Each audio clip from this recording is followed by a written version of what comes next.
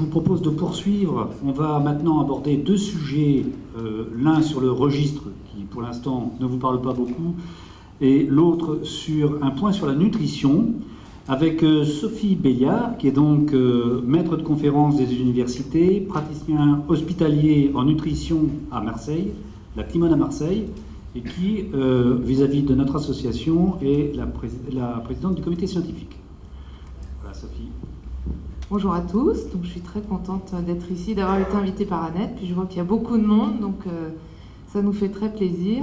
Donc je vais traiter de deux thèmes. Le premier thème, c'est le registre français de l'hypercholestérolémie familiale.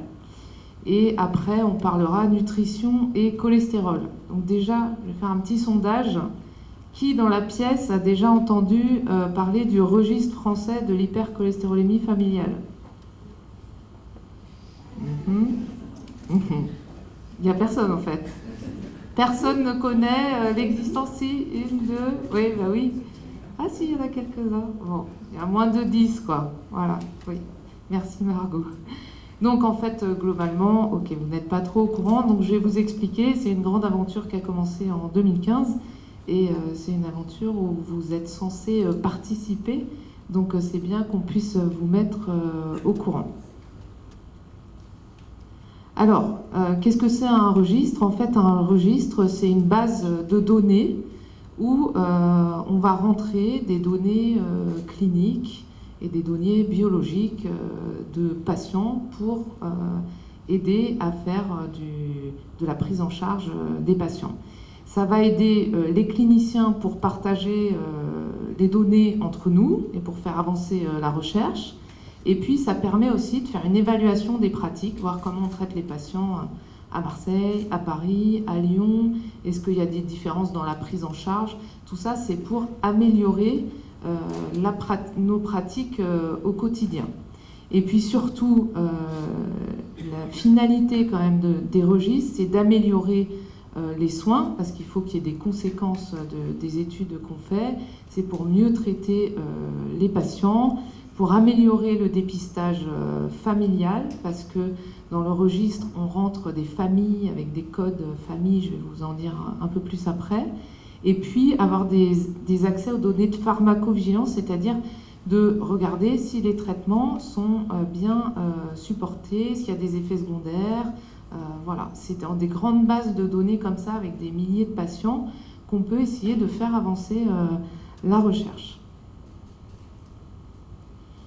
Donc, quels sont les grands avantages des registres par rapport aux études dont parlait Eric tout à l'heure? C'est que dans les registres, c'est des études de vraie vie. Donc, on rentre les données des patients qu'on voit en consultation tous les ans ou tous les 2 ans. On rentre leur taux de LDL cholestérol, est-ce qu'il y a eu un problème particulier dans l'année, la tension artérielle, le poids, etc. Donc c'est vraiment des registres de vraie vie, contrairement aux études faites chez des patients qui ont été triés en fait. On peut suivre les enfants dans les registres, parce que dans les études, on ne fait pas d'études sur des enfants, d'accord? On ne fait pas des études de recherche. Donc les registres sont la seule façon de suivre les enfants. Et puis, on peut suivre les maladies cardiovasculaires au long cours. C'est sûr que des études, ça coûte très cher. Donc, en général, les études cliniques, de recherche clinique, elles durent 3 à 5 ans, pas plus, parce que ça coûte très cher. Dans les registres, on peut suivre des gens sur 10 ans, 20 ans, 30 ans. Et dans les pays du Nord, ils sont très, très forts. Ils ont des grands registres avec des dizaines de milliers de personnes sur les maladies cardiovasculaires. Et c'est grâce à ces registres qu'on sait que... à 60 ans, quand on est porteur d'une hypercholestérolémie familiale et qu'on a commencé des statines tardivement, il y a quasiment tout le monde qui a des dépôts d'astérome dans ses artères. Donc c'est grâce à des registres comme ça au long cours qu'on arrive à des données cliniques. Et la pharmacovigilance, je vous l'ai dit. Donc, est-ce que ça existe, les registres de l'hypercholestérolémie familiale dans les autres pays, avant de parler du registre français? La réponse est oui, et ça existe dans de nombreux pays, donc on était un petit peu à la traîne. Alors, je vous ai fait un petit tour du monde, là, des registres. Donc, vous voyez qu'en Europe, donc en Angleterre, depuis les années 80, quand même, ils ont un registre où ils rentrent des données de patients, et il y a à peu près 21 centres spécialisés dans l'hypercholestérolémie familiale qui rentre les données. C'est un registre vraiment ancestral, duquel on a tiré des données très importantes qu'on cite encore dans les articles actuellement en 2017, des données des années 80. Il y a la Hollande où, comme vous l'a dit Vincent, ils sont très forts, mais parce qu'ils ont un programme national, en fait, c'est le gouvernement qui a donné de l'argent pour faire des dépistages. Donc grâce à ça, il y a eu beaucoup de gens qui ont été dépistés et ils ont plus de 15 000 patients dans leur registre. En Europe du Nord, je vous l'ai dit, ils sont très forts. Ils ont aussi des grands registres et avec plusieurs milliers de personnes. En Espagne, depuis 2004, ils sont assez actifs, les Espagnols. Ils ont aussi un registre avec plus de 4000 patients. Au Portugal aussi. Et puis, aux États-Unis, ils ont aussi un registre, mais qui est plutôt récent, qui a commencé après 2010. Au Canada, également, c'est un registre très récent. Et là, en Asie, ils sont en train de mettre en place un grand registre avec 10 pays, avec l'Australie, Taïwan, la Chine, etc. Un registre de l'hypercholestérolémie familiale. Donc vous voyez que ça bouge quand même et que quand même depuis une dizaine d'années, il y a vraiment une intention des soignants et des patients pour essayer de créer ces bases de données et faire avancer la recherche et améliorer le soin. Donc en France, on a mis en place un registre de l'hypercholestérolémie familiale en novembre 2015. Donc il a 2 ans, ce registre. Le promoteur, c'est la nouvelle société francophone d'athérosclérose. Donc c'est une société savante où il y a des médecins et des chercheurs spécialisés dans l'hypercholestérolémie. Et on rentre avec, je vais vous expliquer comment ça marche, il faut en parler aux patients bien sûr, et on rentre des données cliniques et biologiques à chaque fois qu'on voit le patient en consultation. Pour être inclus dans le registre, on peut être majeur ou mineur, on peut inclure des enfants. Il faut avoir une hypercholestérolémie familiale quasiment de diagnostic certain, ou bien avec un diagnostic clinique avec les scores dont a parlé Vincent, ou bien par la génétique. Donc comment y participer dans le registre français? Il faut en parler à votre médecin. Il y a 15 centres en France qui y participent maintenant. Il y a de plus en plus de villes qui s'y mettent. Je vais vous les donner tout à l'heure, les villes. Comme c'est un registre où il n'y a pas de soins, c'est-à-dire qu'on ne vous fait pas un examen en plus des soins qu'on doit vous faire normalement, il suffit qu'on vous donne une notice d'information qu'on a dans nos centres qui vous explique comment ça se déroule. Et si vous ne refusez pas, en fait, en absence d'opposition, vous pouvez participer au registre. Bien sûr, il a été déclaré à l'Agence du médicament, au comité de protection des personnes. Enfin, il y a eu toutes les procédures réglementaires qui ont été faites en amont. Par contre, pour les patients mineurs, pour rentrer des données sur les enfants, il faut qu'il y ait le consentement des 2 parents qui soit signé. Alors, ce registre qui est assez jeune, puisqu'il a 2 ans, il a quand même en 2 ans permis déjà de développer des projets de recherche. Le premier, je ne vais pas déflorer le sujet de Bertrand Cariou, il va peut-être vous en dire quelques mots tout à l'heure, mais c'est un grand projet national d'envergure. Voilà. Il y a un autre projet qui s'appelle Repadia autour des patients qui sont traités par LDL aphérèse. Et puis, il y a un projet pédiatrique qui est en cours, un projet sur la grossesse chez les femmes qui ont une hypercholestérolémie familiale. Il y a un projet sur les examens cardiovasculaires et un projet sur le diabète et l'hypercholestérolémie familiale. Donc vous voyez qu'il y a déjà pas mal de projets qui sont pour certains débutants et d'autres déjà avancés. Donc là, je vais vous donner quelques résultats de chiffres du registre. Donc vous voyez, il y a une quinzaine de centres qui sont ouverts, mais là, on vient d'être contacté, il y en a de plus en plus par Grenoble, par Nancy, donc ça avance. Donc il y a des centres, donc à Paris, je pense qu'il y a une majorité de Parisiens ici. S'il y a des gens qui viennent de province, qui sont venus de province, de l'Oise, oui, Amiens, Ah, on avait Daniel Lalo de l'Aisne. Ok, donc en fait, je pense que les centres près de chez vous, pour l'instant, c'est Paris. À Amiens, il y a Daniel Lalo, mais je crois qu'il n'est pas encore dans le registre. Donc à Paris, il y a 2 centres qui participent. Donc il y a La Pitié-Salpêtrière et Saint-Antoine. Il y a Reims, bien sûr, il y a Rennes, Toulouse, Tours, il y a un centre pédiatrique à Tours aussi, Montpellier qui vient d'arriver, Nice, Nantes, Marseille, il y a 2 centres à Lyon et un grand centre de pédiatrie. Il y a Lille, 2 centres à Dijon, voilà. Donc on couvre, et il y a Bordeaux qui va nous rejoindre. Donc on couvre vraiment le territoire français. Et vous voyez qu'on a rentré plus de 4000 patients, des données sur plus de 4000 patients au bout de 2 ans, donc ce qui est vraiment important. Et on a une bonne dynamique, on rentre à peu près entre 100 et 150 nouveaux patients par mois. Donc là, c'était juste pour vous montrer. En fait, on rentre les données à une visite. Quand on voit le patient, on rentre, voilà, son taux de cholestérol, est-ce qu'il prend sa statine? Non, pourquoi? Est-ce que c'est parce qu'il a mal aux muscles?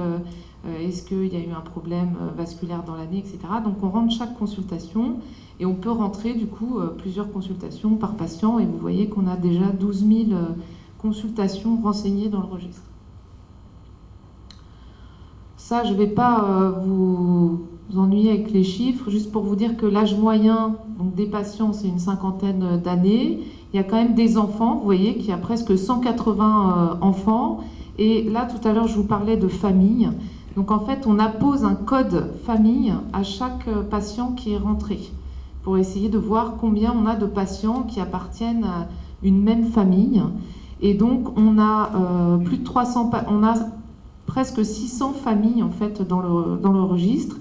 Et on a 74 patients qui ont plus de 3 apparentés rentrés. Et voilà. Donc il y a quand même beaucoup de familles qui sont rentrées. Quid des mutations génétiques? Alors en France, quand même, il y a pas mal de recherches génétiques. J'étais assez étonnée du chiffre, puisque vous voyez qu'il y a 80% des patients qui participent au registre qui ont eu un dépistage d'anomalies génétiques. Donc ça, c'est un très bon chiffre. Il y a 96% bien sûr qui ont une mutation hétérozygote et on a quand même 134 patients qui sont homozygotes, qui sont rentrés dans le registre. Les antécédents cardiovasculaires, bien sûr, on recense les événements cardiovasculaires chez les patients. Et il y a quand même 30% des patients du registre qui ont eu un problème cardiovasculaire, infarctus ou angine de poitrine ou accident vasculaire cérébral. Donc voilà, il y a quand même un bon tiers de patients qui ont expérimenté un problème cardiovasculaire.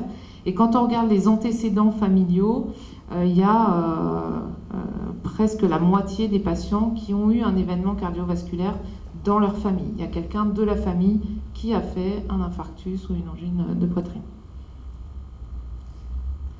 Donc je vais finir pour le registre. Si vous avez des questions après, je pense qu'on en rediscutera à la fin. Ça va, je suis dans les temps. On va parler maintenant, donc on change de sujet complètement, hypercholestérolémie et nutrition. Alors c'est un sujet très vaste dont on pourrait parler pendant des heures et des heures. Je vais essayer de faire extrêmement simple.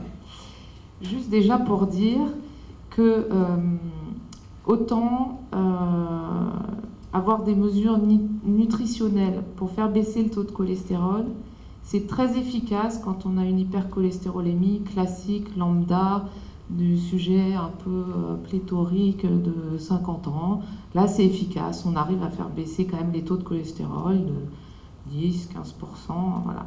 Par contre, quand on a une hypercholestérolémie familiale, les mesures diététiques pour faire baisser le LDL cholestérol ne sont pas très efficaces. Voilà.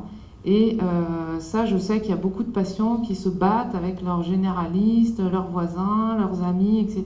pour dire mais moi, c'est pas parce que je mange trop de cholestérol que j'ai une hypercholestérolémie. Et puis, même si je fais très attention et que j'arrête de manger toute graisse, j'aurai quand même un taux de cholestérol élevé. Donc souvent, on est obligé de détricoter des fausses croyances qu'ont les patients quand ils viennent nous voir en consultation. Donc ça, je pense qu'il faut entendre que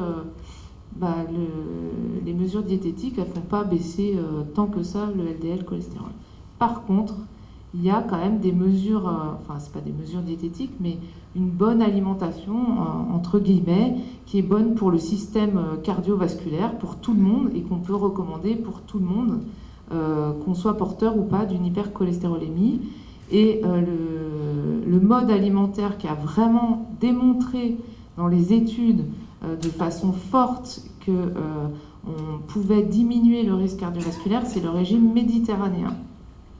Donc chez nous à Marseille, c'est facile. Moi, quand j'explique aux gens le régime méditerranéen, c'est facile. C'est sûr que quand on habite à Lille ou à Brest, c'est un peu plus compliqué.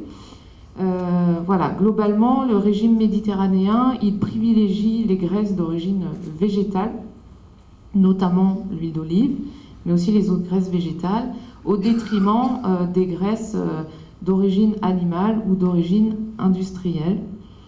C'est assez grossier ce que je vous dis là. Voilà, donc le régime méditerranéen, c'est le régime qui a le meilleur niveau de preuve pour une bonne santé cardiovasculaire. Après, on va discuter nutrition et cholestérol.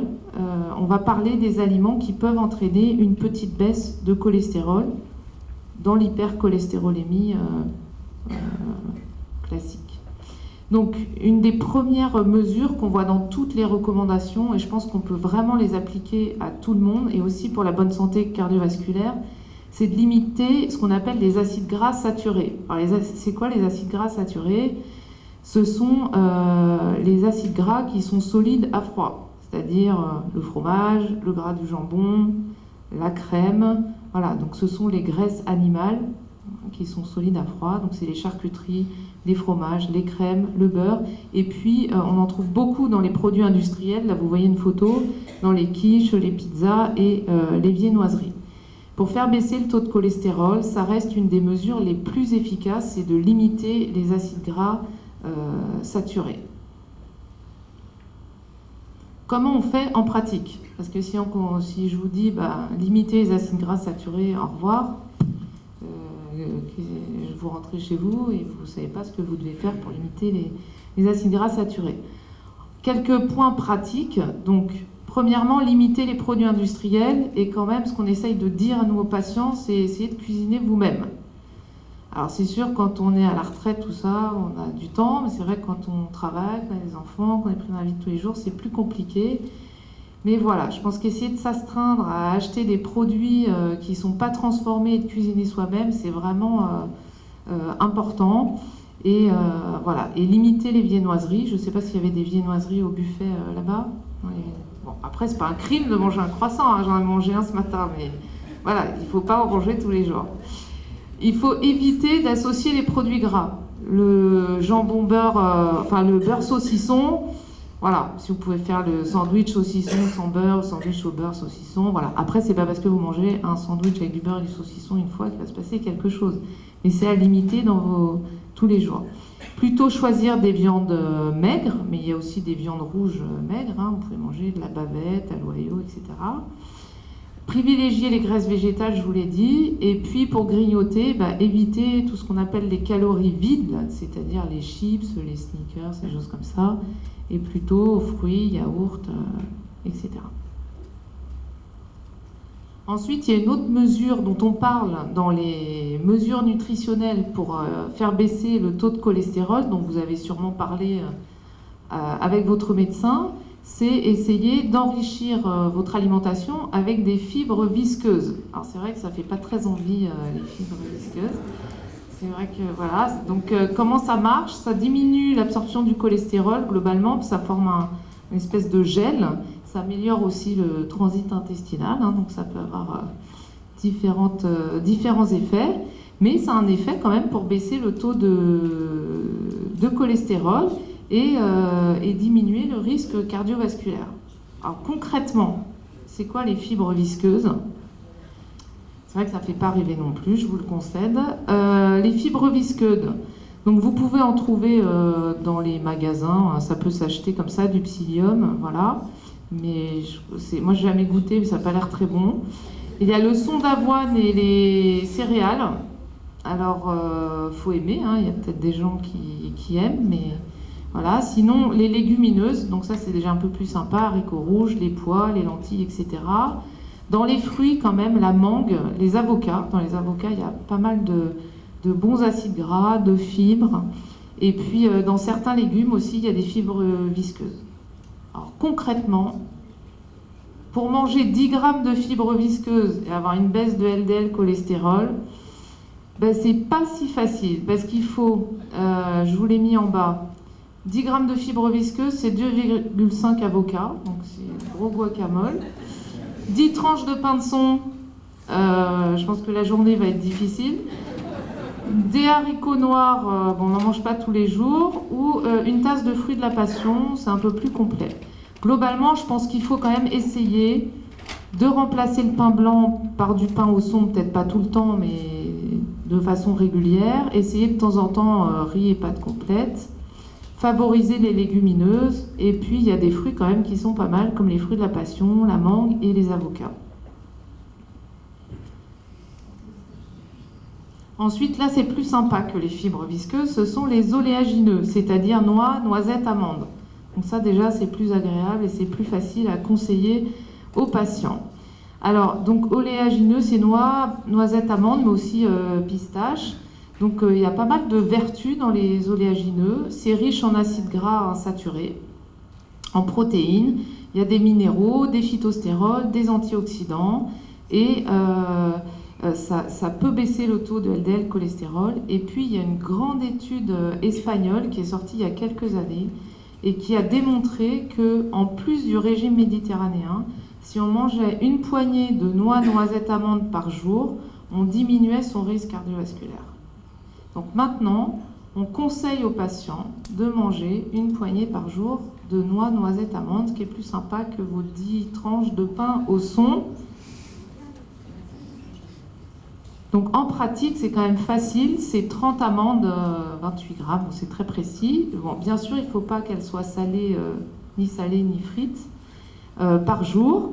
Et après, vous pouvez en rajouter dans les plats, les salades, le poulet aux amandes. Si vous allez sur Internet, il y a plein de recettes avec des amandes. Voilà, donc votre médecin vous a peut-être déjà conseillé une poignée de noix, noisettes, amandes par jour. Les protéines de soja. Donc là, vous allez voir, c'est un peu compliqué aussi, mais c'est dans les recommandations pour essayer de faire baisser un petit peu le taux de cholestérol. Donc ce sont des légumineuses, c'est assez riche en protéines et en acides gras polyinsaturés qui sont plutôt bénéfiques. C'est un effet quand même très modeste sur le LDL cholestérol. Et alors là, par contre, si vous voulez manger 25 grammes par jour de protéines de soja, bon courage. Il faut manger 200 grammes de tofu. Ça va? Ouais? Ok. Ça passe. Ok.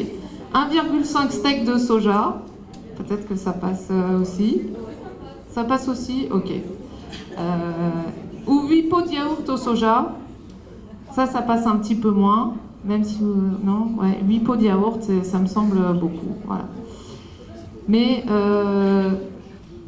il faut se méfier des protéines de soja parce qu'elles peuvent être riches en œstrogènes, en fait. Et il y a quand même des recommandations pour vérifier en fait, la quantité d'isoflavones qui sont riches en œstrogènes sur les aliments. Ensuite, on a les stérols végétaux, dont vous avez sûrement entendu parler, qui sont aussi des alicaments, donc qui peuvent être utilisés en tant qu'alicaments. Donc les phytostérols végétaux, c'est du cholestérol végétal, en fait, qui fait une compétition avec le cholestérol animal dans le tube digestif, et du coup, ça entraîne une diminution de l'absorption du cholestérol d'origine animale, enfin, et du coup, ça baisse le LDL cholestérol avec un effet qui est quand même important. On peut avoir une baisse de 10%, mais il faut en consommer beaucoup. Vous savez que vous pouvez en trouver dans les supermarchés. Voilà, c'est Proactive, Danacol, etc. Mais il faut en manger en quantité suffisante pour que ça ait un effet sur le LDL cholestérol. En pratique, comment vous pouvez faire pour enrichir votre alimentation en stérols végétaux? Il faut varier les huiles, donc huile d'olive, mais aussi colza, soja, maïs, les céréales, les fruits et légumes. On retrouve les fruits de la passion et les avocats. Les phytostérols, pour avoir un effet sur le LDL cholestérol, il faut vraiment en manger en grande quantité et du coup plutôt utiliser ces alicaments que vous pouvez, que vous trouvez au supermarché. Les œufs. Alors les œufs, on entend de tout sur les œufs, tout le monde s'empare. Est-ce qu'il faut en manger? Certains disent vous pouvez en manger 10 par jour, d'autres il ne faut jamais en manger. Donc c'est vrai que c'est une grande polémique, c'est presque comme les statines. Alors, est-ce qu'il faut le limiter? Alors c'est vrai que dans le jaune d'œuf, il y a beaucoup de cholestérol, mais il n'y a pas du tout d'acide gras. Il faut savoir que le cholestérol alimentaire, c'est pas indispensable, puisque le foie peut en fabriquer, et que toutes les études sur le cholestérol alimentaire ont utilisé des œufs.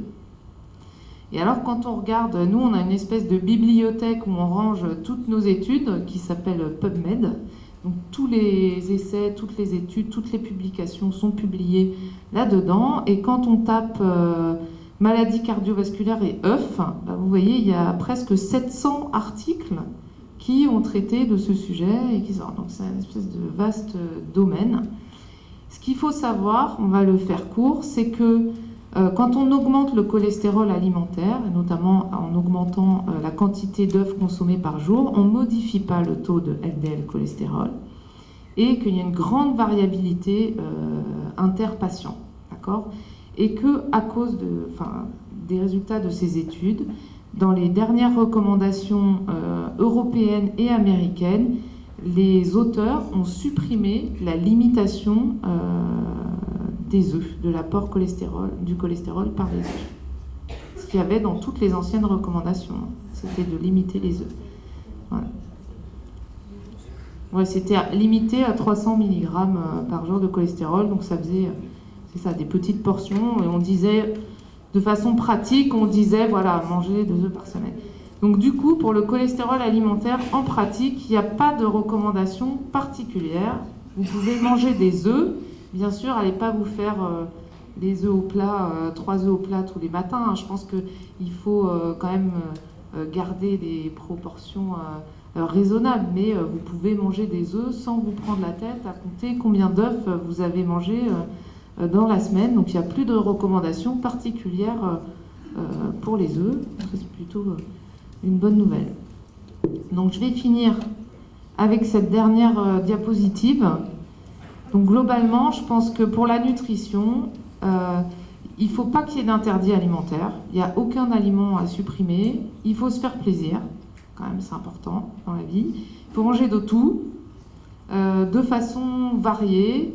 Et vous voyez, des fruits, des légumes, des céréales, de l'huile d'olive. Essayez de vous rapprocher du régime méditerranéen. Quand on parle de nutrition et de bonne santé cardiovasculaire, il ne faut pas oublier ne pas fumer. Et ça, je pense que c'est hyper important. On se rend compte justement dans le registre, avec les chiffres du registre, qu'il y a presque 30% des patients avec hypercholestérolémie familiale qui fument. Donc, vous voyez, on a des données comme ça. Il y a encore trop de gens à risque cardiovasculaire qui fument. Donc là, on a vraiment un travail et on va travailler là-dessus. Donc, quand on voit les enfants tôt aussi, ça nous permet de leur dire qu'il ne va pas falloir fumer. Et puis, faites du sport pour la bonne santé cardiovasculaire, c'est sympa. Donc ça, à Paris, Amiens ou dans l'Oise, vous n'avez pas les plages comme ça, mais vous pouvez aller faire de la bicyclette, de la marche, etc. De la marche, voilà. Donc le sport aussi, ça fait plaisir, ça fait du bien, et ça fait partie des mesures diététiques générales. Voilà, je vais m'arrêter là. Je vous remercie pour votre écoute. Merci.